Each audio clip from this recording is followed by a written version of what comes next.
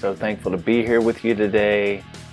And I've got some really great information for you. And this is unscripted, unrehearsed. This is from my heart to you to try to help you further yourself down this path.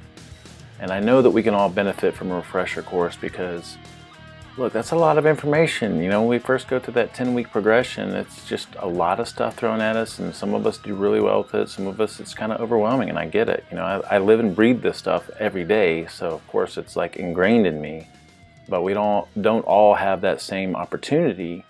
And so I'm excited to bring this refresher course to you because we're going to rehash over the information that we covered in the SHT. We're going to breeze through it, try to do it a little bit faster. And we're also going to cover some of the things in a way that's a little bit different and updated based on what we've learned, especially with the food piece of it, because I feel like that's the place that a lot of us need the most assistance because we see the most results from the food piece. But we are going to touch on everything in the program. So right now I'm sitting here at my computer. I have my presentation. You should be able to see the presentation. Probably have a little picture of me down at the bottom.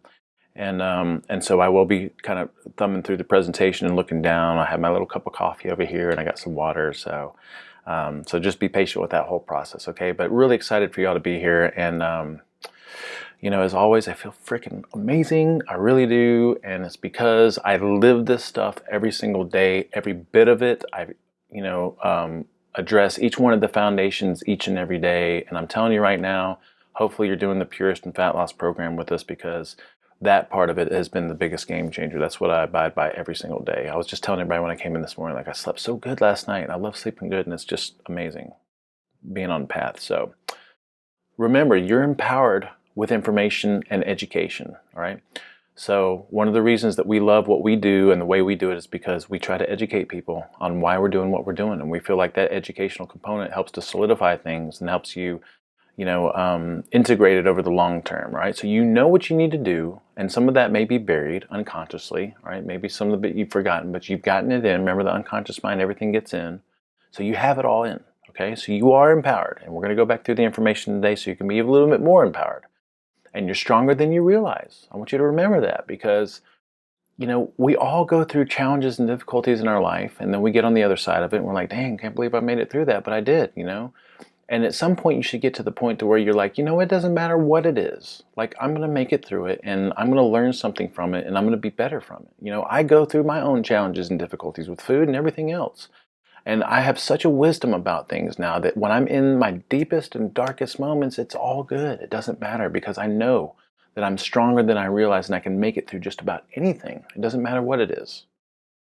And you are surrounded by people that care about you, like you really are. And, I pray every single day, and I have my little process in the morning. I pray every day that everyone sees and feels the genuine, heartfelt love and compassion that comes from me and the people that work with me and the program and everything else, because there is nothing but love and positive intention behind this program because we want to help people get better, and that's all there is to it.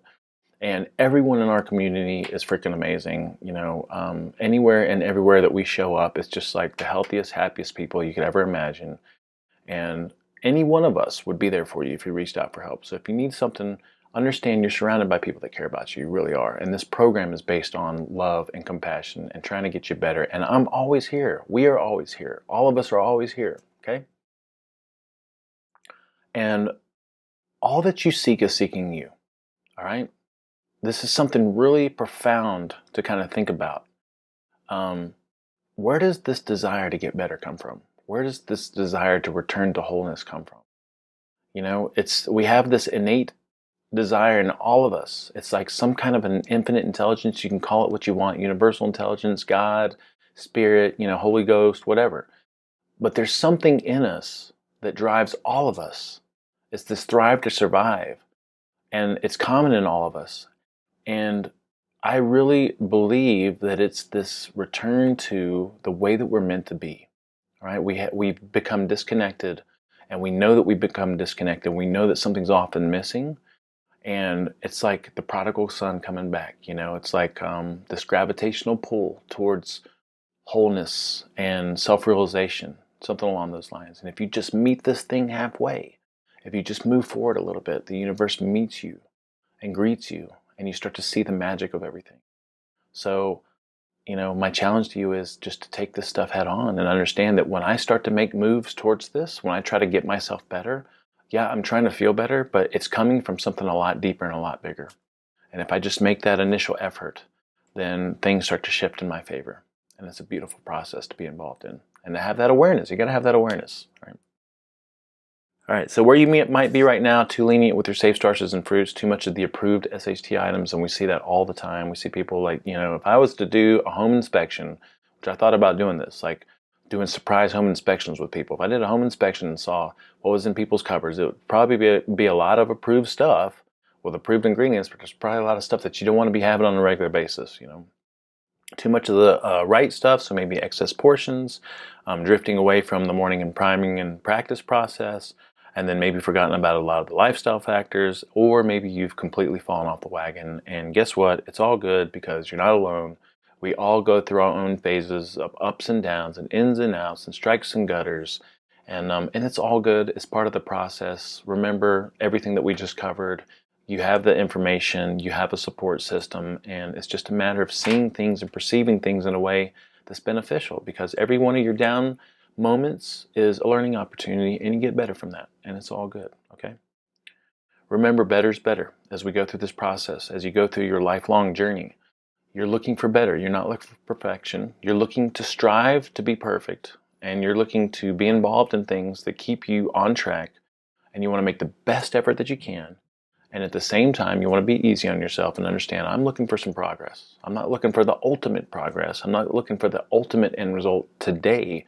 I'm looking to see things get a little bit better, and better is better. And better is always better. And if you're always getting just a little bit better, you're better from where you started from here all the way down here. It's going to be completely different. You're going to be completely changed. All right, so we have a nifty little guide, and we're really proud of it. It's revamped. Got some new information in there. But I do want to cover some of the basic foundational information because I feel like this is really important. And the first piece is measuring progress. So make sure that you understand, let's reiterate this. We want to measure progress based on how we look, feel, and perform. And we have a bunch of different subjective markers listed in here. So how you feel, how you sleep, how your day is, how your moods and emotions are. I think it's so powerful to understand that my moods and emotions are affected just as much by what I do as anything else. So the days that I feel good, like today, why do I feel good today? Why am I in a good mood?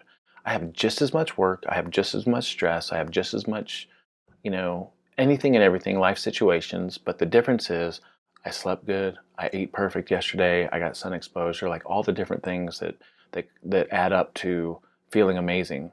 And that has a lot to do with your moods and emotions. Mental clarity and focus, same thing. How's your energy levels? How's your digestion? How's your skin? Those are good physiological markers to look at. How is your body composition? Meaning, how does your body composition feel? I don't care what the scale says so much. It's interesting. I get a curiosity thing here and there to look at it. But I know when I'm on and I know when I'm off. I feel it, So how do I feel?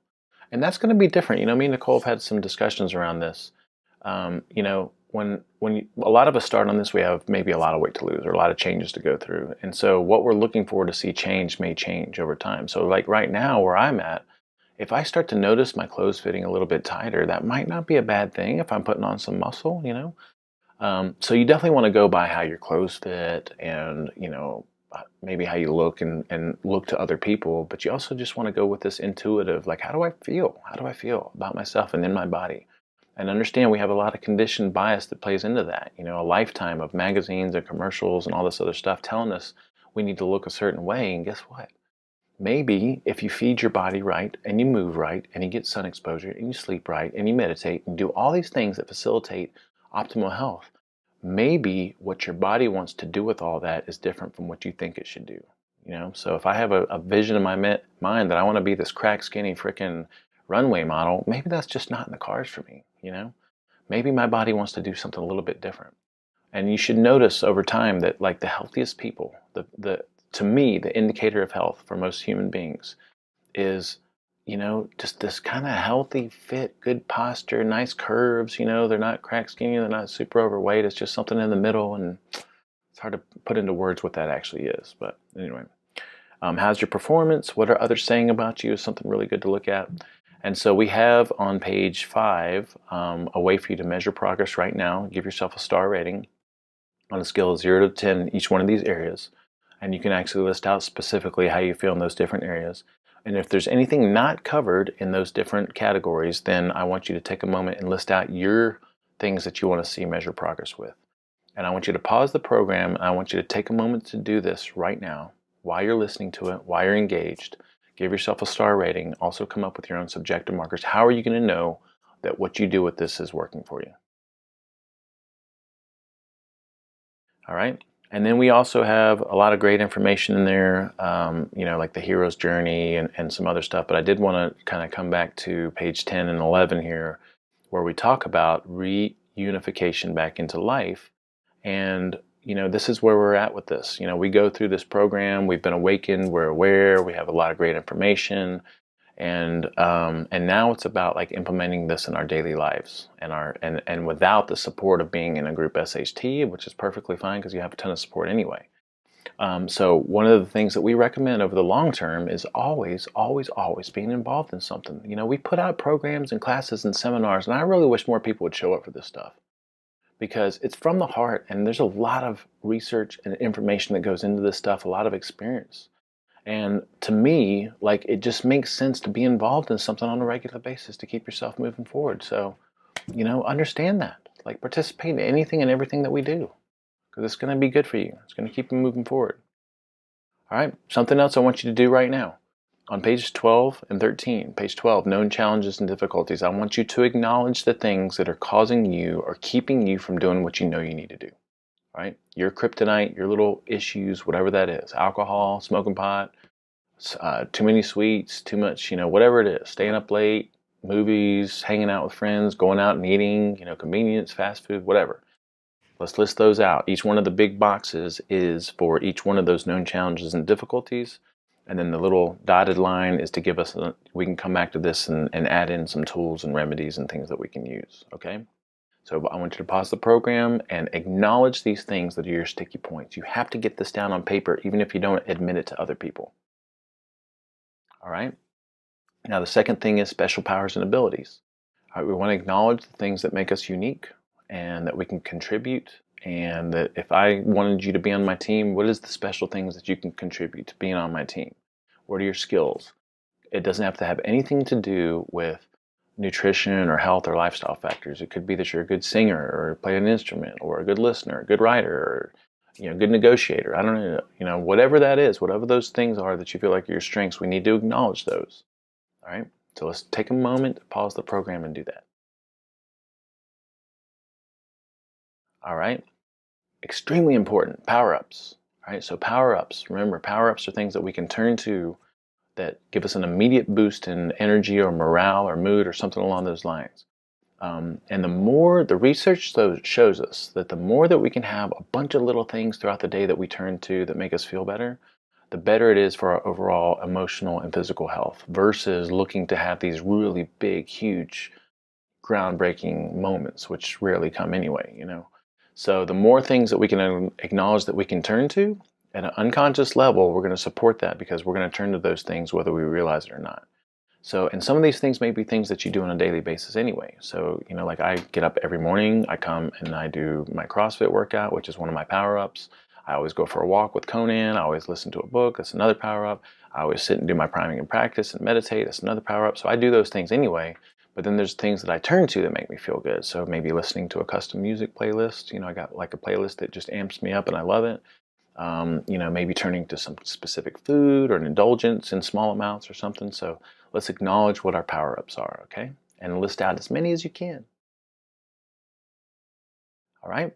And then your allies, your top allies. Who are your people that you consider your close-knit group? Ideally what you would do is list out these people and let them know that you're involved in this life-changing progression program journey.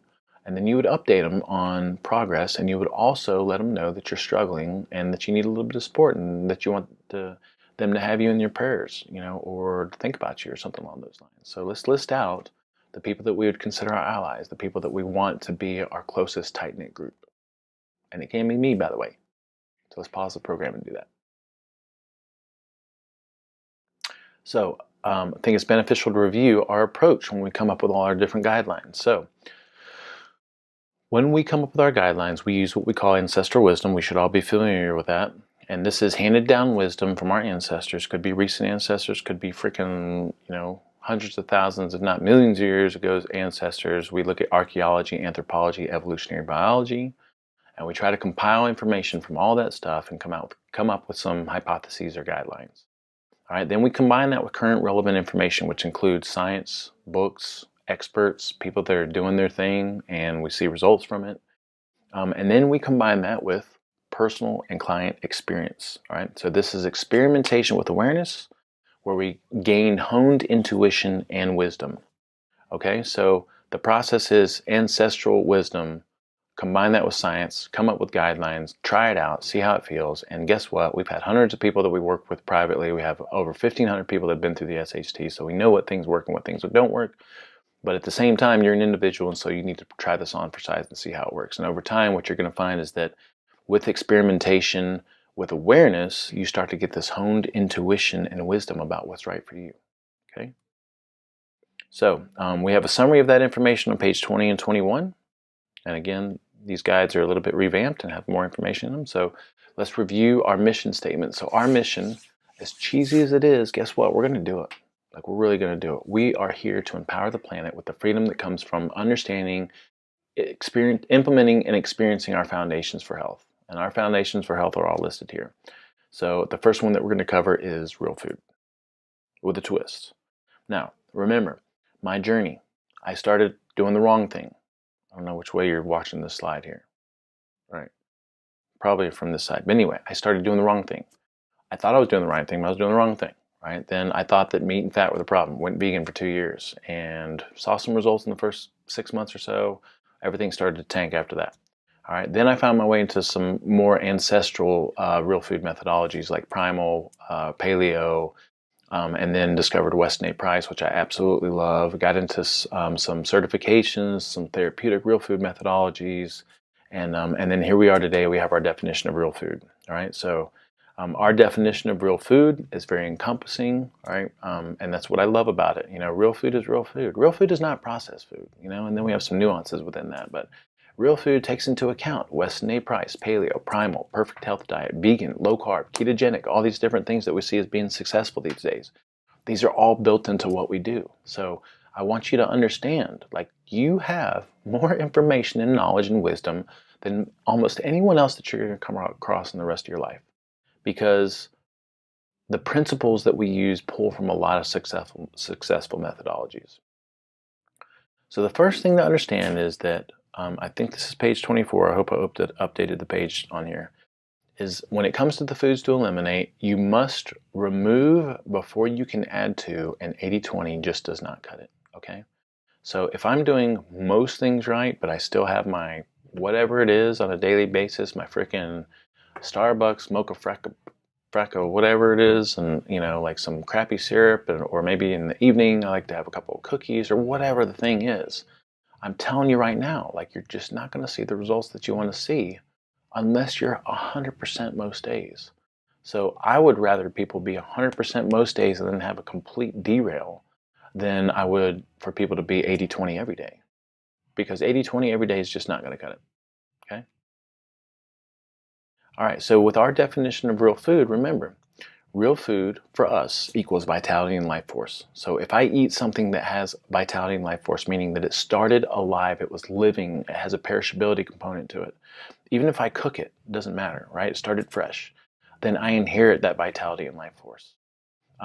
By definition, real food contains maximum nutrients versus nutrient deplete foods. We get what we call nutrient synergy. So when I eat a real food, there's an interaction of all the different things contained in that food that are a little bit different than, eating any of those isolated nutrients isolated, even if I combine them together. Like, it just wouldn't be the same as eating food, because food has this magical component that we're never going to fully understand about how all this different stuff works together. Not just vitamins, minerals, we have cofactors, coenzymes, and again, the life force and vitality that kind of binds it all together. We're never going to fully understand why it's so synergistic, but it is synergistic. We also get what we call food synergy or balance. So a lot of people are always concerned about, like, am I getting enough calcium or magnesium or, things to support my hormones and my thyroid? Well, in theory, yes, because when you eat real food and you eat it according to the ways that we recommend, then you get a broad diversity of foods. And so by definition, you're getting that natural balance because this is what we evolved on. And then by definition, real food is going to have minimal toxins compared to processed food. And we also are big about creating energy internally. We call it self-sufficiency. Right? So this is how our definition of real food works. So on page 25, we have our 5 food groups. This has been updated, so depending on when you've been through the program, there may be some slight nuances in here. Remember, animal meats by far, first of all, our 2 focuses with food are nutrients and then nurturing self-sufficiency, training the body how to make its own energy, training the body to be okay in space. And to do that, our definition of real food is number 1, animal meats. Animal meats by far give us the biggest bang for buck when it comes to nutrients. Animal meats have everything that our body needs to make itself, because if I eat something that resembles my body, right, and I eat the whole thing, I don't eat just eat chicken breast. I eat chicken drumsticks and legs and wings and and try to focus on the whole animal. I'm giving my body the whole animal to work with, and that's the way that I want to think about meats, right? So eat meat in packages, fatty cuts, bone in, skin on. Healthy fats are our second food group, and within the healthy fats category, the top healthy fats I'd recommend people have on a daily basis, and in their homes, it's going to be butter, coconut oil, and then olive oil for salads. And of course, you can venture into some of this other stuff, and that's perfectly fine, but we don't want to complicate things and have too many different options or stress out about having to have too many different options. All right, vegetables, are awesome. I would say get a variety of vegetables. Try to stay in season. If you have a hard time eating vegetables, cook your vegetables in butter. Safe starches as our sources of starch that are safe and don't contain the anti-nutrients and are cooked in the appropriate fats. Sweet potatoes, yams, white potatoes, white rice, ancestral tubers. And I would also throw plantains into that mix. I love plantains. I think they're one of the best safe starches out there. And then full fat dairy we love. If you tolerate it, full fat dairy includes all kinds of cheeses, full fat, of course, plain and full fat Greek yogurt, and then also heavy whipping cream over half and half, and heavy whipping cream over milk for whatever you might use that for. For most of us, it's going to be coffee. But if you're doing something else, like making some homemade ice cream or something like that. And then below that, we have all our condiments and complements to real food. So if you have any questions about any of that stuff, let me know. All right, so let's talk about implementation. So remember, this is something that I feel like a lot of people miss when they first go through the program. We want to make sure that we have balance regularly. All right, so balance does a lot for us. Balance gives us a broad spectrum of nutrients. Balance makes us feel better. Balance makes sure that we're not too heavy in one thing, So I know in our early progressions, I think a lot of people got really meat heavy, or really bacon heavy or egg heavy or something like that. And you want to understand, as a veteran, in the beginning, I need to do what I got to do to get through it, So, and maybe my stuff looks the same most days, and that's perfectly fine, because guess what? I will eat eggs and bacon every single morning to feel amazing if I have to. But we also want to have this idea of variety and balance, right? So our way, first of all, on page 26, we have, some reasons and some things that come from all these different macros and food groups. But in general, you want to make sure that you're balancing meat with plant matter and make sure that those two things, kind of equal themselves out. So if I'm looking at a dish and maybe I'm having a steak one night, I want to make sure that I balance that steak with a salad or balance it with Bobar. If I'm even having like an omelet in the morning, I want to make sure I have a little bit of vegetables with it, because I want to get used to always incorporating other stuff together. Okay. Now, if you have one meal that for whatever reason you have just a steak and you don't have plant matter with it, that's perfectly fine. But in general, we want to make sure that we have a good balance of stuff. And then ideal days meals. Remember, with the ideal days meals, we want to make sure that we're focused on nutrients, and we also want to make sure that we're focused on self-sufficiency and nurturing the body's ability to make its own energy. So with the ideal days meals, we want to make sure that when we wake up first thing in the morning, we give the body a signal of nutrients, and we give the body a signal of using fat for fuel or using something besides sugar and glucose for fuel. All right, so the way that we do that is we eat the most nutrient dense of our food groups, which is meats, combine it with a little bit of healthy fat for that healthy fat signal, and then ideally you're going to balance that with a little bit of plant matter. Okay, so, and by doing this, I'm getting the benefits of a low carb approach without having to be actually low carb, right? So I'm giving my body a lot of nutrients to work with for the day. We say raw materials in the guide, a lot of nutrients to work with for the day, and I'm also nurturing the body's capacity to make its own energy from something besides sugar and glucose. All right, and over time, my body learns how to do that very, very well. Ideally, most of us as veterans, I would say move to 2 meals a day. There's no reason to eat more than that. If you really feel like you need to, you can have something in between. But I would say breakfast, dinner, breakfast, lunch, something along those lines is going to be ideal for most of us because we want to nurture space in between meals. But if you have to have something, obviously have something that's appropriate. And then I would make sure to push your carbohydrate consumption to as late in the day as possible. For most of us, that would be the evening meal. And we have people that experiment with having fruit mid-afternoon sometimes. That's perfectly fine. We did a hike up to Angel's Landing, and it was super metabolic and gassing. And at the top, I had a little bit of fruit, a little bit of some grapes or something like that. I think it was fine on occasion. I'm just saying, in general, we want to nurture the body's ability to burn fat for fuel throughout the day. Here is in the guide on page 26. We have the roles of fat in the body. And we have a little bit more detail about that and some consumption guidelines. If you think you're eating too much fat, and we're not talking about because of cardiovascular disease or clogging arteries, because we know that that's not an issue. If you think you're eating too much fat because of body composition issues, then we'd say just use enough fat that you need to cook with, and to put on salads and stuff, and don't overdo it. I think a lot of us, including myself, which I don't care, so that's why I do it. Like if I'm doing some bacon grease in a dish, I'll just take a big spoonful of it, and I don't even care how much I use. But if you're concerned about it, use just enough that you need to cook with, all right? Because you want the nutrients from it. And at the same time, you want to feel good about it, feel comfortable with it. When it comes to meats, like we've already talked about, like whole animal idea, concept, nutrient synergy is going to be best. And then we talk about like the benefits of and the roles of meats and proteins and amino acids.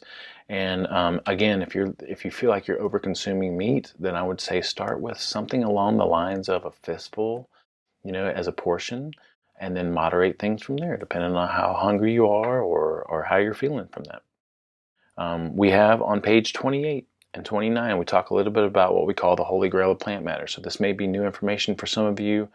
We definitely introduced it in our detox program. It's in our autoimmune protocol program. So the Holy Grail of plant matter is a way of making sure that you get a broad spectrum of plant matter so that you're getting nutrients that facilitate a lot of broad micronutrients, all right? Things that we're not going to be getting from the animal meats and fats and depending on the vegetables, like certain vegetables. So what we want is a broad spectrum of stuff for the body to work with, and we don't need large, massive amounts of it. But what we find is if we study hunter-gatherer populations that have not been modernized, they have their staple foods they eat all day, every day. Actually, not all day, every day. They usually eat one time a day. But when they're out hunting and gathering and foraging, they're typically nibbling on what they know are safe plants and leaves and ferns and stuff like that. And it's estimated they get like 200 to 300 different types of plant varieties in a year. And what we find is all of these different plant varieties have all kinds of different unique benefits.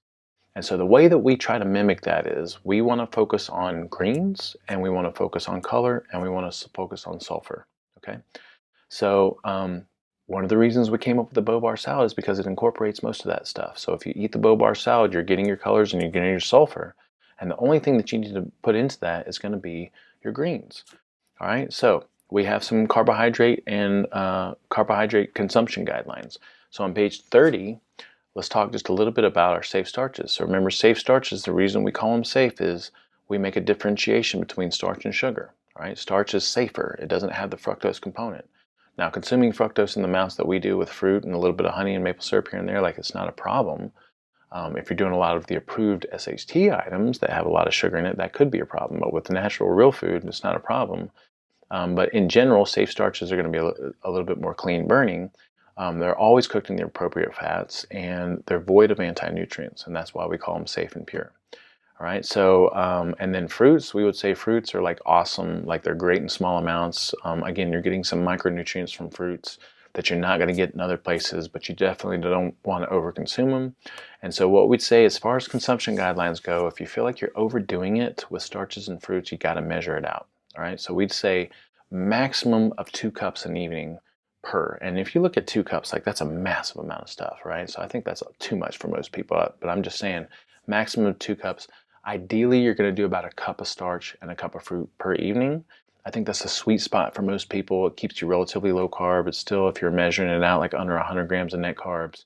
And I'd say the sweet spot for fat loss is going to be keeping those things in there, but having a 1/2 cup of each a night. And that's enough to keep your sanity and at the same time, you're seeing a lot of great results. All right. So a fistful for most people in general is going to be about right. You see my fistful? That's not even going to fill a 2-cup pint thing. That's more like a cup, I'd say. 2 cups max. And then same thing with fruits. Let's just make sure that we abide by, depending on how we feel about how things are shifting, we moderate that amount. And I would say 2 cups max, but ideally you're between a half a cup and a cup. And if you're not sure about it, I would measure it out. And if you have a propensity to kind of overeat, I would measure it out. Because for me, like, I could easily take some of my fresh mixed fruit and pour it into a bowl and do a little bit more, But if I put it into a little mason jar and I do it halfway filled up, which is about a cup, for whatever that mason jar size is, like, I just don't go over that. I eat that and I'm done. And that's how I moderate things. So. All right, so we've already talked about balance, and we've got in here our plant matter consumption guidelines for the day. So ideally, what you're going to do when it comes to plant matter and carbohydrates is you're going to have a little bit of Bobar most days, you're going to have some greens, and when it comes to greens, to make sure you're getting a broad spectrum of micronutrients, we'd say rotate through arugula, kale, and spinach. And what I like to do is just get a box of pre-washed greens at Whole Foods, and as soon as I get done with whatever that is, I'll switch on to something else. And then we'd say have some fruit most evenings and have some starch most evenings, and that's how you're going to make sure that you're getting a decent amount of carbohydrates. You're also getting a broad spectrum of micronutrients. And if you struggle with digestive issues, I would say cook everything or lightly steam it, because steaming and cooking is going to pre-digest foods for you. Okay. So again, ideal days meals. Let us know if you have any questions. We have a little grid for putting things together for you. Now let's talk about what we feel like is one of the most powerful concepts that we've kind of come up with since being in this, and that is what we call our moderation guidelines. All right, so I see a problem with a lot of people that have been through the SHT program because they have access to all of these things that are SHT or approved SHT items that are actually no-nos, but they're good versions of the no-nos, and they're made with the right ingredients. And I think people start to overdo it. And we're talking about a lot of different things. And it could be everything from sushi rolls and all-you-can-eat sushi to approved chips to approved cookies to dessert recipes, candies and stuff. And I think that's where a lot of people get derailed. So this is something that has really worked well for us in the past. And so the first category on this page, and you should have this in hand, and if you're online, you should have a PDF copy of it. So at the top, we have what we call go for it category. And that means there's pretty much no moderation with this, because most of these things are going to auto-regulate appetite and satiation. Okay. So when it comes to meat, we'd say focus on, nutrient density for sure. And there shouldn't be any moderation with that. If I eat nothing but meat for a week, my portions would auto-regulate themselves, because there's only so much of that stuff you can eat, right? When it comes to fats, I would say there isn't moderation needed, but in your mind, if you feel like you have a problem or it's contributing to a little bit of your excess body fat or something like that, you can always experiment with pulling back on the amounts. I haven't seen that work with many people, but it depends. If I'm having a massive amount of fat and I'm also eating a decent amount of carbohydrates, that could be too much energy for the body. We never want to eliminate fats. We want to have fats with everything. I would say just kind of let that be intuitive. If you have a concern or a question about it or hesitancy about it, then just experiment with going through a couple of weeks of just using minimal amounts. Like a teaspoon of butter, a teaspoon of coconut oil, a little bit of olive oil for your salads and stuff like that. All right. When it comes to vegetables, nutrient-dense, low-starch vegetables, you can have all day, every day. Doesn't matter how much. Always taking into account the holy grail of plant matter. And then full-fat dairy, I'd say cheeses and creams of all kinds, awesome. I just personally don't feel like that necessarily needs to be moderated unless you feel like you're over-consuming food in general. And then full-fat plain yogurt, whether it's Greek or plain, that needs to be consumed later in the day because it does have lactose in it. And so if you look at the nutrition label on yogurt, even if it's full-fat, no sugar added, you're still going to have, 12, 16 grams of sugar, 8, 9, something like that. And that's lactose, right? That's a milk sugar. And so that can give the body a signal of sugar for fuel. So we do want to push the yogurt consumption off till later in the day, all right? Now, in the moderated category, what we mean by moderated is we want to moderate whether it's amounts or times of day or both, okay? So the first thing we have there is safe starches. Ideally, we do want to moderate safe starches to later in the day, But then also what we're recommending, even though we have a 2-cup maximum, is ideally a cup per evening, or less. And that's going to be the sweet spot for most people. Same thing with fruits. Nuts and seeds. I think some people start to overdo nuts and seeds. If I'm going to do nuts and seeds, I'm going to mimic the evolutionary template. And the evolutionary template is going to be mixed nuts, having random things here and there. So I like to get the deluxe mixed fancy nuts that don't have peanuts in it. And I'll have about a handful per day, and if you understand how hard it is to get into a hard-shelled nut that hasn't been shelled for you already, like, I think that is pretty gracious as far as an amount, right? Because I would much rather, if I'm living out in the wild, kill an animal and eat the animal than I would sit there and freaking bash open nuts in whatever way I had, available to me. So the evolutionary template for hard-shelled nuts is going to be about a handful a day, and ideally that's going to be a broad mix of nuts, and ideally you're going to have Brazil nuts in that because it gives you a good decent amount of selenium. And so that's our guidelines for nuts. Dark chocolate, if you have those bars that are those really high cocoa content, like 80% or higher, and you'll notice on the back it has like 5 grams of sugar per half bar, I'd say a half bar per day is going to be perfectly fine because it's such low sugar and it's got other beneficial health benefits. And then alcohol, we'd say 1 drink of dry wine or liquor, and I would even go as far as to say like 1 gluten-free beer from one of the approved gluten-free beer items like Gluttony or Omission or something like that. But 1 drink a day, as long as it's not super sweet, that would be awesome, right? Now we have in our other category, we call it the moderated a lot category. This is a category where we need to have a lot of caution. So these are things that, I'm talking about the approved SHT items. So we're talking about gluten-free pizzas. We're talking about ice cream. I would say gluten-free pizzas at most 1 time per month. Ice cream, I would say once per week, but not where you're nibbling on it every night. I would say just 1 night, 1 sitting, you do like a cup and let that be a treat night, like a dessert night or something like that. If you're doing the dark chocolate that has a higher sugar content, then I would say a weekly basis, just abiding by our sugar guidelines, which in here we have the higher sugar content bars are going to be 10 grams plus per half bar, so you really need to be aware of that. I would say maybe even like a 1/4 bar or less. And then eating out sushi rolls. So as long as you're doing approved rolls that don't have all the crap sauces and the tempura, then I would say this is probably too often. I put in there weekly, maybe I think that might be too much, maybe thinking once every 2 weeks or once a month treat or something like that. Alcohol, if you're doing sweet drinks, I'd say one evening per week. That's things like Moscow mules tend to be really popular with a lot of our people. Other approved desserts, we'd say 1 evening per week, and the rest of the time needs to be like real food desserts, like our safe starches and our fruits. And then approved pastas, even though they're made with white rice, or some people have been experimenting with the lentil pastas and stuff like that. I'd say 1 evening per week, abiding by our carbohydrate guidelines. And then approved chips, like the Jackson's Honest, and they have some grain-free chips, some taro root chips and things like that. 1 evening per week, abiding by the carbohydrate guidelines. So now we have a lot of options here, and we're giving you like all these different weekly things. Well, if I'm smart and I want to what do you call it, manipulate the system, I could have 1 thing a night every week or something like that. So the guidelines that we've come up with is we want to make sure that we don't do more than 2 straight faces every single week. All right, that's going to be our guidelines, and we're going to cover how you track that in the calendar coming up. Okay, so let's talk a little bit about self-sufficiency, because this is one of our main goals when it comes to eating. So remember, our focus when it comes to eating is nutrients and then nurturing self-sufficiency. So we have what we call our keys to self-sufficiency, and this is strategic carb consumption, periodic low-carb phase, nurturing natural space, training on an empty stomach, and then also fasting protocols.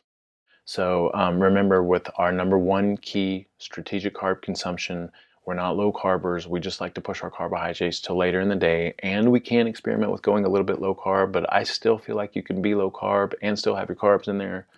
But we definitely want to make sure that we push it till later in the day, because then we're getting that whole self-sufficiency kind of fat burning training effect for most of the day. The second key to self-sufficiency is you must go through phases of true low carb, okay?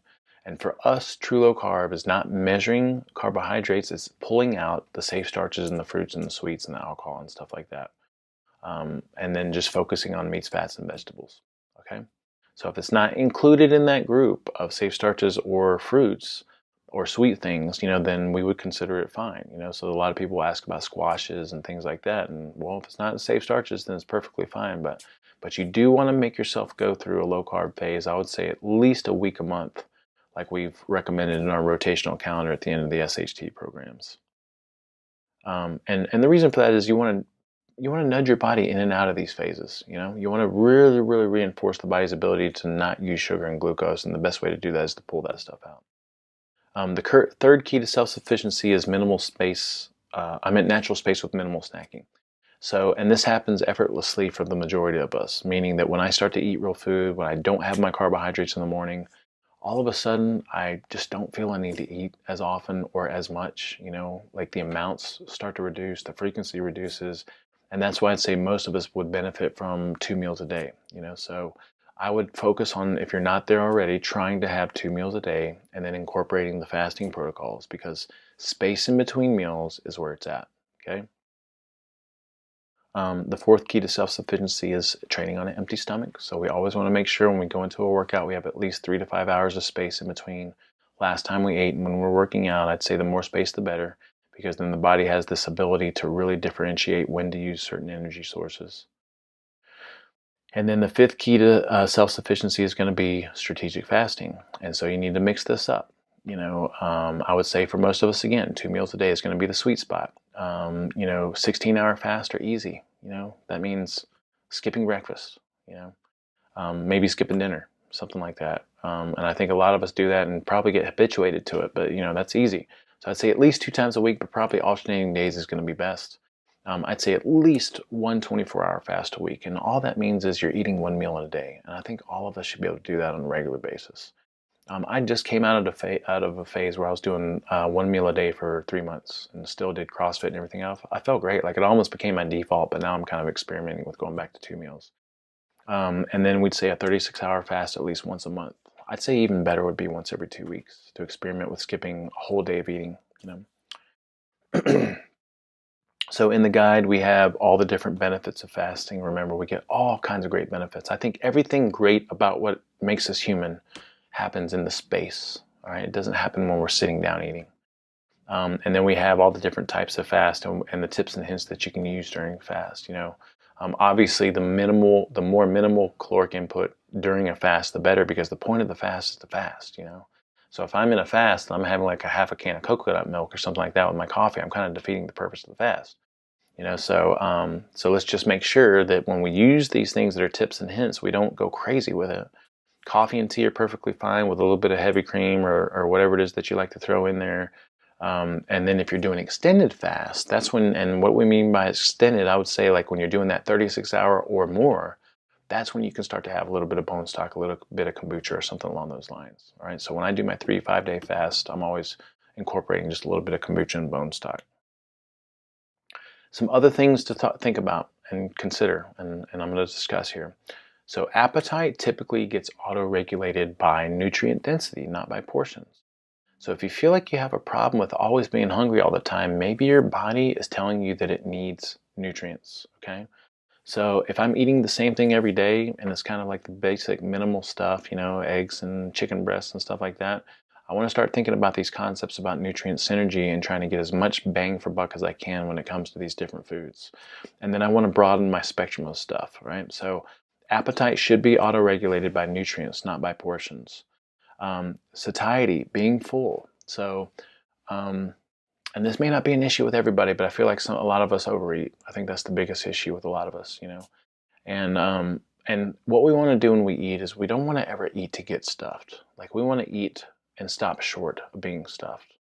I like to imagine being a guest at somebody's house. When I go sit down with someone and I go to eat at someone's house and they serve me a plate of dinner, I'm not up asking for seconds and thirds and all that. I mean, maybe they offer it, but I'm just saying in general, like usually if I'm visiting with someone or I'm at my dad's, I'll have a decent portion of stuff and then that's it. And yeah, I could eat more, but at the same time I don't. And I go to bed and I feel great. And the next morning I feel really great. I feel really lean and mean.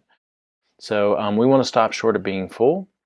We always want to make sure that we portion out macros where it counts, and that's for sure with carbohydrates and eating with awareness with the rest. So So most of this stuff auto-regulates itself. We can overdo it with the carbohydrates, so let's make sure that we abide by those consumption guidelines. And then along the same lines of portions, I would say wait 15 minutes before getting second helpings on anything. All right. So ideally, what you're going to do when you have a meal is you're going to make your meal. You're going to make all the different components of it, and you're going to load your plate up.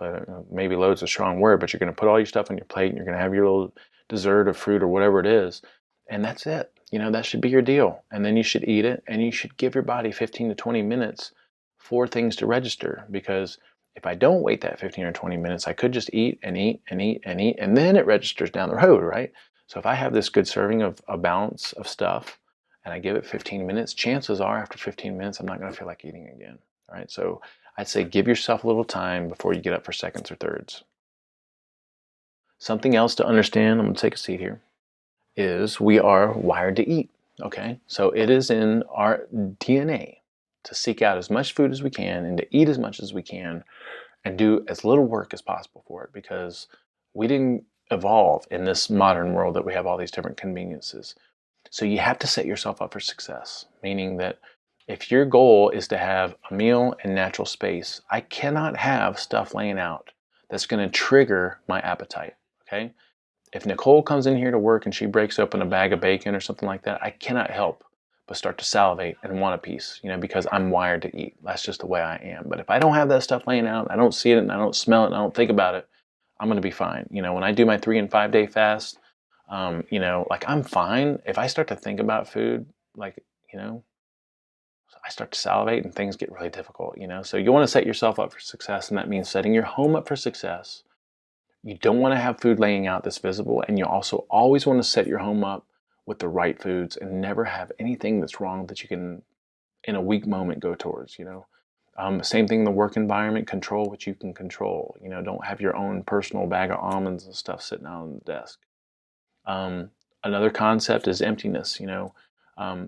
When we eat, we want to eat for satisfaction, not satiety. And when we're not eating, we want to have natural space, okay? So I have to understand that if my goal in between meals is for my body to tap into my fat stores, then I need minimal caloric input so that it learns how to do that. All right. So at the meals, I want to eat, stop short of being full. And then in space, I want space. I don't want to be nibbling or grazing ever. Understand that the magic of fat burning only happens in space. That's the only time that my body needs to tap into this, because if I'm eating, I don't care what that food is, even if I'm eating some healthy fat, my body doesn't have to do that because it's deriving energy from that food-based source of energy, right? Keys to fat loss are never start the day with carbohydrates, right? Always meat, fat, and vegetables. Nurture natural space in between meals and fast on a regular basis. And then always stay in a state of being slightly hungry. Like right now, I feel great and my stomach feels really empty and I feel good, you know, and I love it, right? And that's this place that I want to be. My mentality about food now is not how much can I get away with to keep where I'm at, is how little can I do and maintain my performance and my body composition, my muscles and all that stuff, you know. So I think that we focus too much on food and we need to move away from that, okay? All right, so in the guide on page 22 and 20 and 42, we have like all the stuff that we just covered, and then we also have our recipes and resources, and there's a lot of great information in there for you, all right? All right, so let's transition over to our next foundation, and that's going to be natural solutions. We're going to breeze over this, but I think it's very important to take a sip of coffee. I think it's extremely important to understand the power of having alternatives to over-the-counter medications, things that you can clean your home with, things that can improve your physiological symptoms and your emotional symptoms. I'm just saying that gets me excited about it. You know, we don't ever want to be seen as essential oil pushers, but we see a tremendous benefit in it. I mean, I've got them all over the place, all day, every day. And this isn't just about essential oils. You know, it's about just understanding I want to move away from all these different toxic items. All right, so essential oils and supplements are extremely important to our foundation of real food. So we recommend that you have oils to support your symptoms. We recommend that you have oils to support your emotions. And then we recommend that you have oils and other things to support natural cleaning in the home, okay? So the best way to support symptoms is with doTERRA calls their family essentials kit or their home medicine kit, you know. And it's got a blend of all these different oils that we use on a regular basis that cover just about every symptom you can think of, right? And we have a list of all those different oils up there. So the family physician kit and the home essentials kit are great. And then and they give you what you need to support your symptoms. And some of those things you may rarely ever use, but to have that little toolkit available to you and your family is so beneficial. And then we recommend having things to support your emotions. So there's a great emotional aromatherapy kit that also comes in what they call a touch-based system. And I love the touch because it's all roll-on based, right? And so and it's diluted with fractionated coconut oil, so I can just roll that on. I like to put it on my mustache, actually. This is cheer. Should make me cheery. And so the emotional aromatherapy kit comes with just the regular oils or the roll-on touch, and I would recommend the touch, actually. Or you can also use these 4 blends that we have up here: Citrus Bliss, Elevation, Balance, and Serenity. Ideally, you would have both of those because that covers all emotions. And what I love to use, I think I have it on here, is Determine Your Mood. So there's an application through doTERRA called the Daily Drop, which has a lot of really unique educational videos. But what you can do with your daily assess your mood, determine your mood, is you go through and you slide these sliders based on how you feel right now.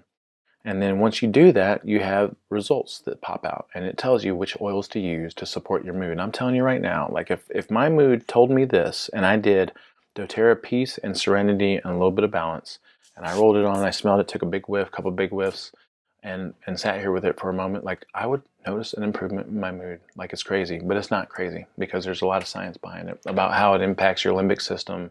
You have olfactory nerves everywhere in your body. And you know the signals that plants give off are signals that we can take in ourselves, and it's just like it's powerful plant-based medicine. So we have a great video called Natural Solutions that I'm going to send out to every one of you because you may not have seen it. And we go through a lot of this information, but we also talk a lot about home cleansing options. All right. So on the supplementation front, we still stand very strong and solid behind our strategic supplementation recommendations. And so we will make sure that you have a link to that video. And in that video, there's a blog post below it with all the different items and stuff that we recommend. Still feel really, really solid about that. All right, so let us know if you have any questions about the foundation of natural solutions. That includes strategic supplementation and having natural solutions for your home, okay? All right, so let's move on to functional fitness. I don't have a lot to say about functional fitness except that you need to move in a way that supports general preparedness and being capable, you know? And that means that like if something happened, if I had a blowout, like a tire blowout, my car, went kaput or something, or I got stranded somewhere, or the power grid went out, or, something along those lines, I had an emergency. I want to know that I can walk a long distance, I can jog, I can carry, I can climb, I can push, I can pull. And that's what functional fitness should do for you. I think any kind of fitness is better than no fitness. But if you're going to LVAC and just doing some machines and getting on the treadmill and stuff like that, like I just don't see that being very functional. I'm a big fan of CrossFit, and I especially am a big fan of our gym because my best friend owns it and runs it and programs everything here. He has the understanding and the mentality that we all do. He's in our program. He does the food. He does everything that we talk about. And his mentality about fitness is the same as ours with food. Like we want to make people self-sufficient and self-reliant. And I feel confident about myself after coming out of this place, So I'd recommend giving this place a shot if you haven't already. All right, so let's talk just a little bit about setting circadian rhythms. So food is going to give you the biggest bang for buck as far as results go. Sleep is going to give you the second biggest bang for buck. I'm telling you, sleep is where it's at. I'm sleeping so good right now, and I notice an improvement in everything about me. My moods, my emotions, my performance, like anything and everything about me is just getting better and better, and I love it. So, so on page, what is that? Page 60, we have a summary of all our stuff, but stay with me here. So remember, circadian rhythms is the 24-hour cycle rhythm of the Earth rotating. And so to us, it appears to be the rising and setting of the sun. Every organism on the planet is in sync with that rising and setting of the sun, which dictates certain hormonal patterns and activities. And humans have taken themselves out of sync simply because we have too much light exposure, too much electricity, too much stress, shift work, some things we can't avoid, but we've taken ourselves out of that sync. All right, so we spend more time sleeping than we do combined all our other activities in our life. All right, that's how big of a part of our life sleeping is and should be. Sleep is important because, among other things, a full night's sleep enhances our memory and mental clarity. It improves our athletic performance. It boosts our mood and overall energy. It improves our immune function. In fact, our entire immune function is dependent upon sleep.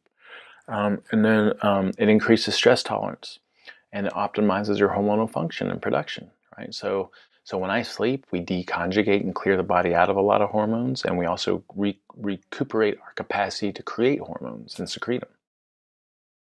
All right, so what's happening in the brain? Well, the brain processes information. This is where we develop memories, and I'm talking about when we sleep, this is what happens.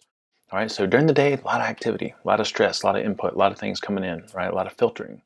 And at night, we have where we do a lot of processing. We don't realize this, but we do a lot of processing. Our memories are being developed. Our emotional processing happens. We start to regulate growth and repair, not just in the brain, but throughout the rest of the body. And we also start to replenish our energy reserves for our brain, because the brain is the most metabolic driven component of the entire body. It takes up more energy than any other organ in the entire system. And then also at night, the brain detoxifies and it releases a lot of the fluid that has a lot of the toxins in it. So that's what happens in the brain. Sleep deprivation derails anything and everything. There's not a single condition that is not made worse from sleep deprivation. And actually, in the literature, less than 6 hours of sleep a night consistently has proven to be deadly over the long term. So we have a little image up here on screen, and we cover this in the SHT, where we talk about the natural rhythm of hormones. So in the morning, when the sun comes up, ideally my cortisol levels are going to spike, and that's synonymous with my body creating energy. So that little spike in cortisol gives me a little bit of a boost to get the day going. Now, how does my body know when to secrete that cortisol? It should be the rising of the sun. It should be sunlight and daylight. And then as the sun tapers off towards the evening, then that's when my body gets a signal of secreting melatonin. And most of us should be familiar with melatonin. We've heard something about it. Melatonin is a hormone that's secreted that helps facilitate cycling through our deeper phases of recuperation. Right? It doesn't necessarily make you sleepy. It can in some cases. But for the most part, it helps facilitate the repair that's needed in recuperation during those deeper phases of sleep. Now, the only way the body can secrete melatonin is when cortisol levels dip off. If cortisol levels are high, the body can't secrete melatonin. All right, so this natural cycle should be dictated by the rising and setting of the sun and being in sync with circadian rhythms. So here's some really good information. This is recent new information. Lux is, right here in my mouth, sorry. Lux is the unit of strength of light power. Okay, I don't know any other way to put it. So so the brightness of something. Okay, so a moonless night, moonless with no moon, even though I have a picture of a moon up there, gives us 0.0001 lux. What is that? 10th, 100,000, maybe 10,000. All right, a full moon night gives us 1 lux. Right, this is a full bright moon. You know how you can see yourself walking in the full moon night? Office lighting gives us 500 lux, 500 times more powerful than the moon. Interesting, right? Now, during the day, we have an overcast day that gives us 1,000 lux. And then being out in full daylight gives us anywhere from 25,000 to 100,000 lux. And it depends on where you are in the hemisphere and time of year and stuff like that. Now, what's really interesting is, we're kind of differentiating between evening and daylight powers. A cell phone light is going to be 4 to 5 lux. Now that's going to fall right there in between full moon and office lighting. Okay, and then a television is going to be between 500 and 1,000 lux, and that's going to fall in between office lighting and an overcast day. All right, so I think you kind of get where I'm going with this. So the point at which my body gets the strong enough signal to tell my body that it's daytime is going to be around that point there between 1,000 and 25,000 up to 100,000 lux in a day. All right. So if every day I am not getting that much brightness, I am not giving my body the strong enough signal to tell it when to do what. All right. And at the same token, the point at which I need minimal light is going to be about that 1 lux area. So if I'm slightly above 1 lux in the evening, I'm disrupting that signal in the evening of what time of day it is. So my point with this is this. point with this is this. A lot of us, because we have office work and we're in office buildings during the day, we are staying below that 25,000 lux because we're in office lighting, which is between that 500 lux, maybe up to 1,000 because we have TVs and stuff like that. So during the day, we're not getting the brightness that we need. And then in the evening, we're not staying below that 1 lux because we have our televisions, which by the way, 500 to 1,000 lux. And we also have our cell phones and other devices that have more than the full moon. And we need to be aware of this, okay? So there's some things that we can do to facilitate this. Number one, we want to make sure that we get bright light every single day. Cumulative 30 minutes of bright outdoor light exposure has been what has been proven in the literature to be that gravitational pull to sync the body with circadian rhythms, okay? And that means cumulative, I can do 5 minutes, 15 minutes, 5, something like that, all right? And it doesn't mean you have to be sun tanning, it just means that you need the brightness coming in. And then also we want to make sure that at night we commit to Operation Lights Out, which means that we want to minimize blue light frequency, EMFs, and radiation. And so what we do when we go to bed, when we're in bed, we have cell phone off or in airplane mode so we don't have all that signaling. We ideally have the wireless routers unplugged, at least in a different room. We definitely don't want the wireless routers in the same bedroom as us because that's way too strong of a radiation signal. And then we want to minimize electronics in the room, especially around the bed, and make the room very cool and dark. All right, those two things are our biggest gravitational pulls for setting circadian rhythms.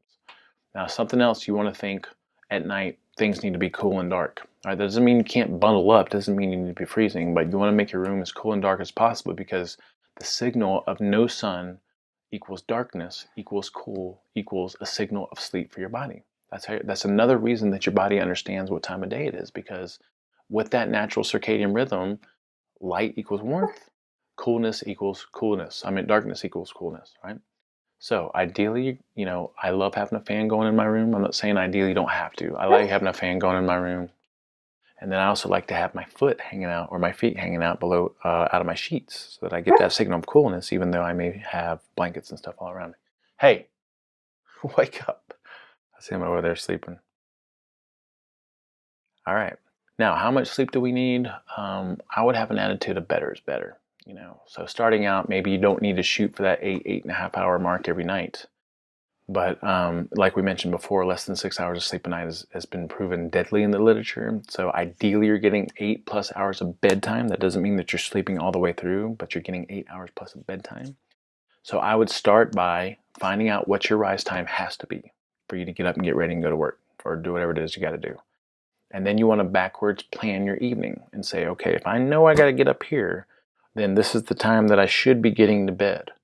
And if that's not anywhere close, then you want to start to get to bed 30 minutes earlier for a couple of weeks and get that ingrained. And then after a couple of weeks of getting habituated to that, increase it by another 30 minutes, something along those lines. All right. Now, something else that's been a really good tool I use them every single night is going to be blue light blocking glasses. All right. So if bright light, if my problem is at night I have too much of the TVs and the phones and the lights overhead and all that kind of stuff, then if I put on these blue light blocking glasses, I'm mitigating a lot of that. Now, I have photoreceptors all over my body. So, you know, if I'm closed-eyed, you know, at night and I still have brightness going on, my body's still detecting that. But the strongest detector is going to be in the retinas for sure. So we want to mitigate that to the best of our abilities. And I have a couple of different brands that I love. But when you don these blue light blocking glasses, I'm telling you, they're like sleep goggles. Within an hour, most of us like start to notice like feeling really sleepy. So that's one way that you can minimize a lot of that overhead light exposure in the TV and computer screen and cell phone light exposure. I'm also a huge fan of blackout shades because even if you close your blinds and you try to minimize the light coming in from street lights and stuff like that, even just those little things poking through the holes and getting through the little thin cracks and stuff like that's going to have an impact on your sleep patterns because, again, every cell in your body has like these photoreceptors. They're all over the body. And so you want to make your room like pitch dark, you know, and I'm telling you right now, the night that you make your room pitch dark and cool, you're going to notice an improvement in your sleep. So we love using blackout shades and we have some recommendations for them. So, and most of them have this ability that you can open them up during the day so that you can get light. Something else that's really beneficial is using alarms. So I have 2 alarms in my phone that go off every day. My first alarm is for my midday sun. So usually around, I think it's 11 or 11:30, I get an alarm pops up that says, get your sexy ass outside to get some sun, right? And I know to do that anyway, but when I see that, it's like, okay, I can't unsee it. And now I have this driven, like I need to get out and do it. And then at night, I have an alarm that goes off. And usually that's about an hour, hour and a half before bedtime. I have to adjust it depending on the light schedule and stuff like that. But it's still, it's an unconscious cue. I see that, I read it, I'm like, even if I'm out doing something, having a drink, having dinner, I see that and it pops up and I'm like, oh, I can't unread it. I can't unsee it. And it starts to initiate my body kind of winding down. And I have this, background desire to want to wind down. So I would say alarms are really, really powerful and beneficial. Grounding, earthing is going to be extremely beneficial in setting circadian rhythms. It's one of the best things you can do when you travel. And if you're flying and you get to somewhere else and you're in a different time zone, get out, get some sun, touch the ground. It's almost like you're telling your body, you're syncing yourself with that part of the hemisphere or that part of the planet or something like that. So, make sure that you spend time grounding every single day and make sure that you spend time outdoors and you unplug and get away from everything here. That's going to help facilitate circadian rhythms as well. Since grounding is so beneficial and important, you can actually get fitted grounding sheets for your bed, and we'll have some resources for that.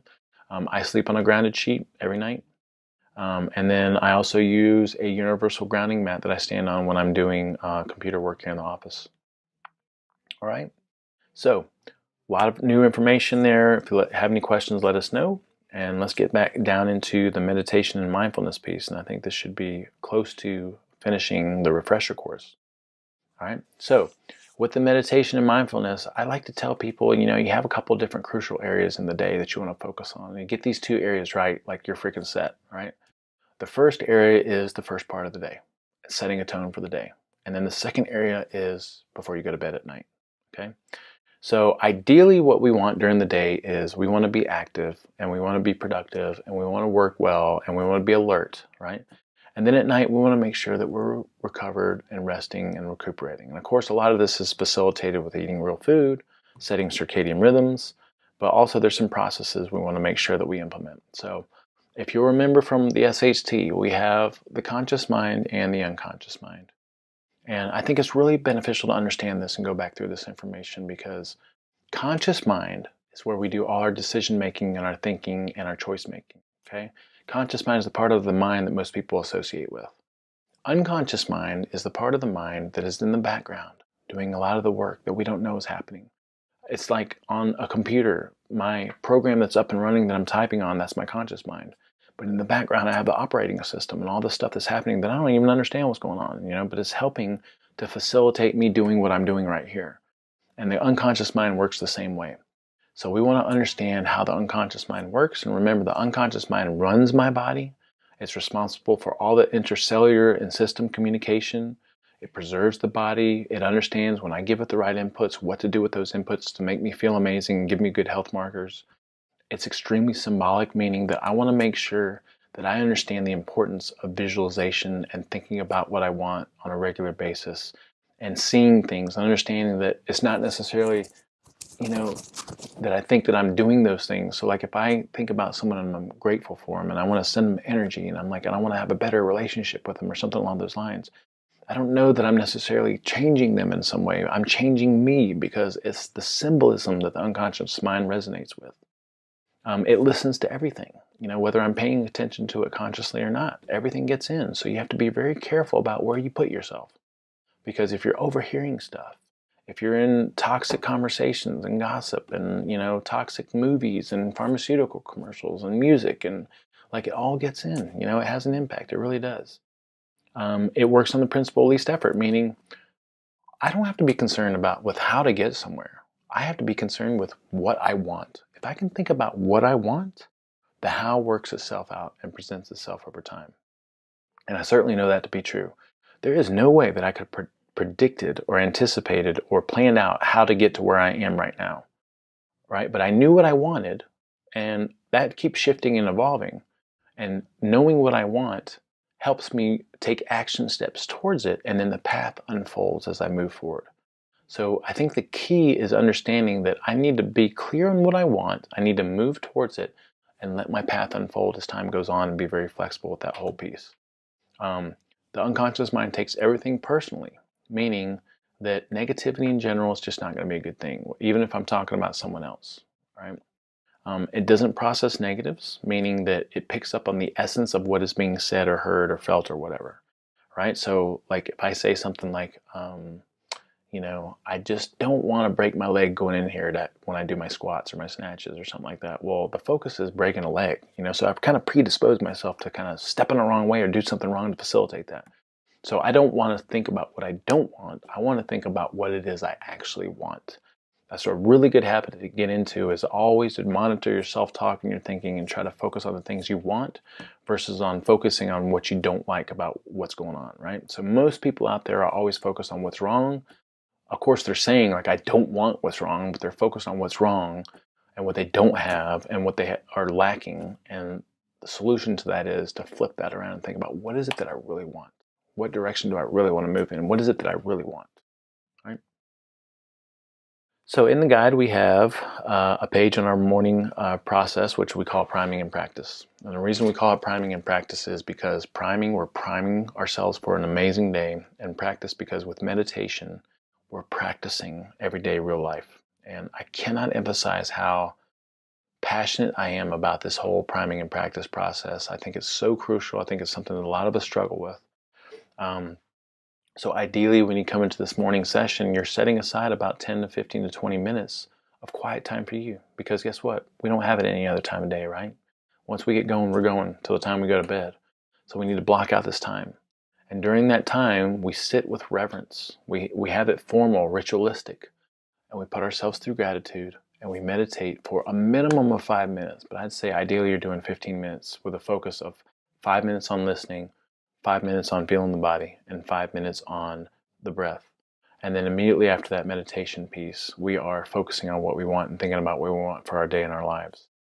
All right, so in the guide, we talk about the power of gratitude. So remember, gratitude is beneficial because it's a state changer, right? It changes, like, no matter where I am mentally and emotionally. When I sit down and I start thinking about things I'm grateful for, I shift into something completely different and better. Gratitude starts to align me with the things that I want in my life, because by definition, the things I'm grateful for are things that I want and things that I like. And gratitude is symbolic, so symbolism, meaning that, gratitude, if I think about family members that I'm grateful for, I don't really think that I'm doing anything to them or for them, or maybe I do, but my gratitude for them is symbolic to me, and it changes me, and it changes the way that I interact with my environment. All right, so meditation, I'm extremely passionate about, and understand with meditation, I think everyone complicates this way too much. It's all about having a gentle focus, noticing your mind drift, noticing yourself thinking about something, noticing yourself completely lost in thought, and then just coming back to your focus, whatever that focus is. And you just keep doing that over and over and over and over.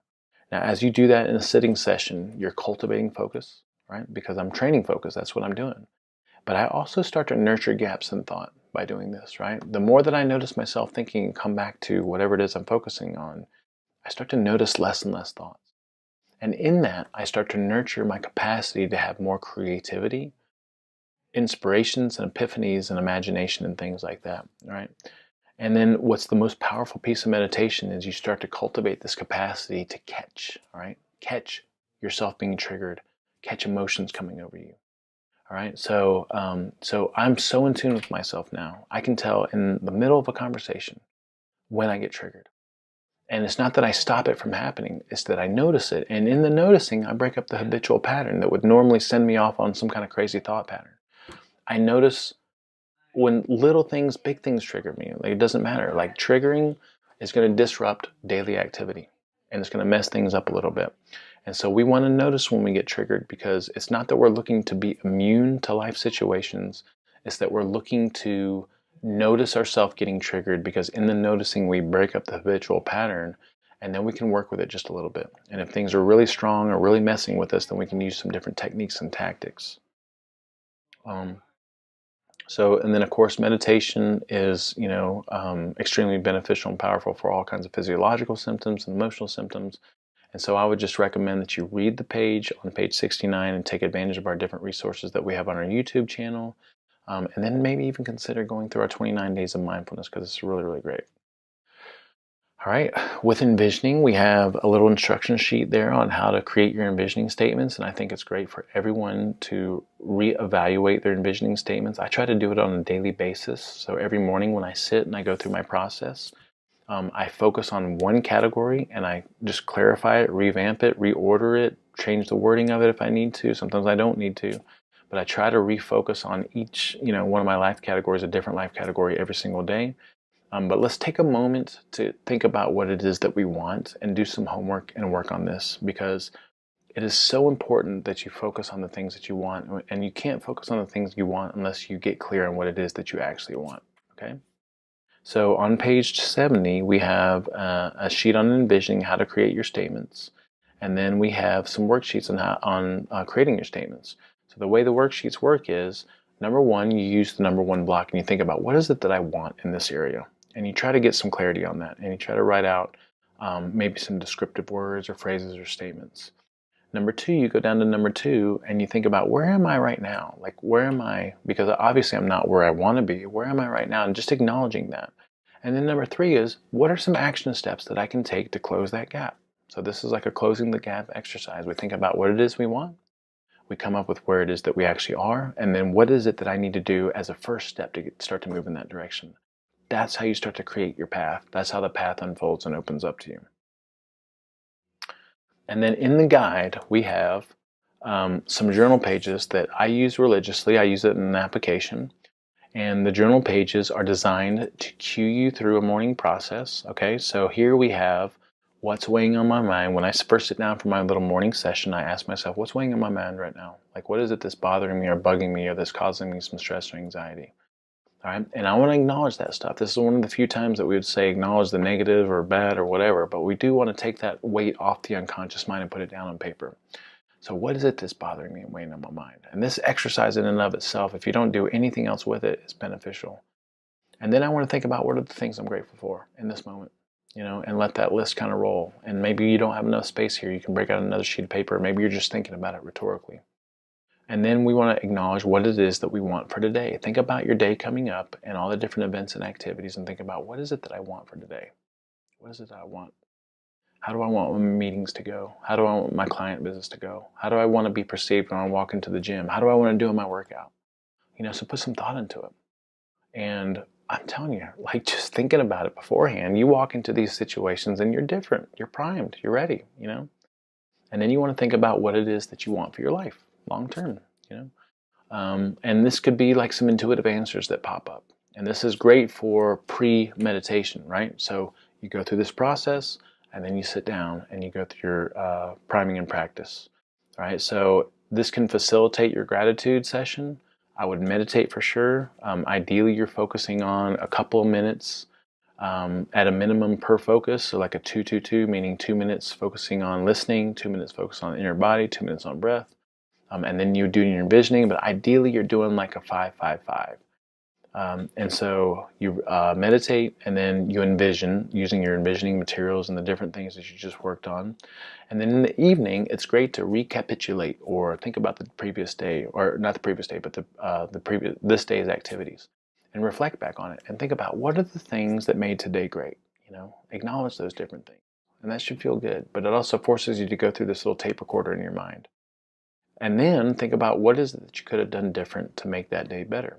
And we like to call this, as like similar to a time machine, right? I go back in time and think, man, that conversation with the client that I just had, like, I wish I would have said this, or I wish I wouldn't have reacted this way.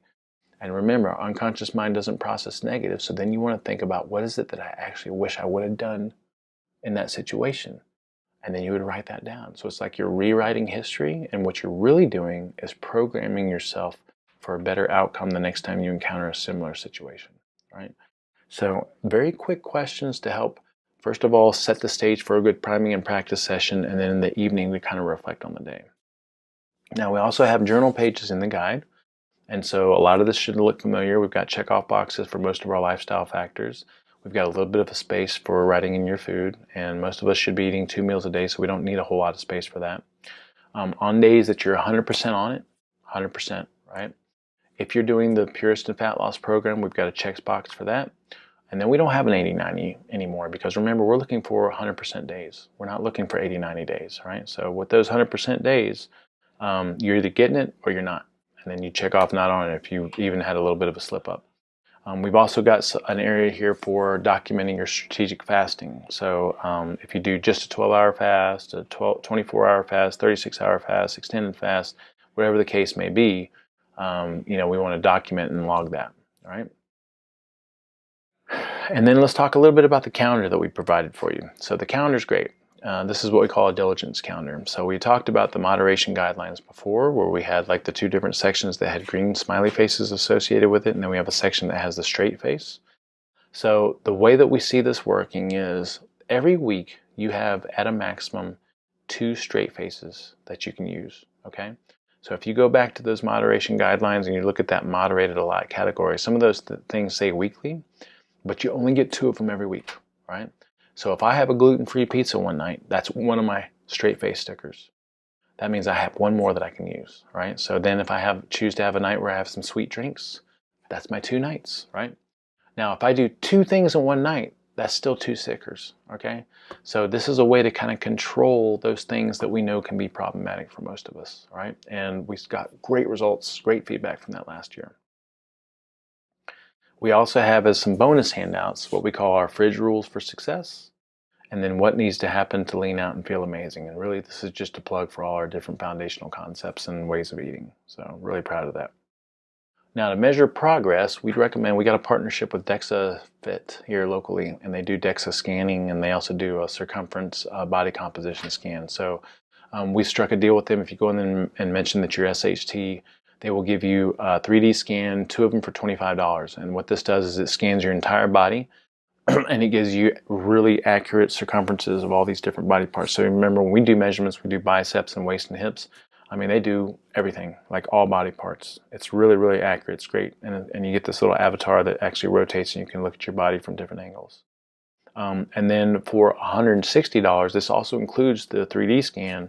You get 2 DEXA scans, which give you body fat measurements in every area of your body, again, broken out by body part. It tells you how much visceral fat you have and how much subcutaneous fat that you have, and it also gives you a bone density scan to tell you how strong your bones are. All right, and the regular price for that, if I'm not mistaken, is like $320.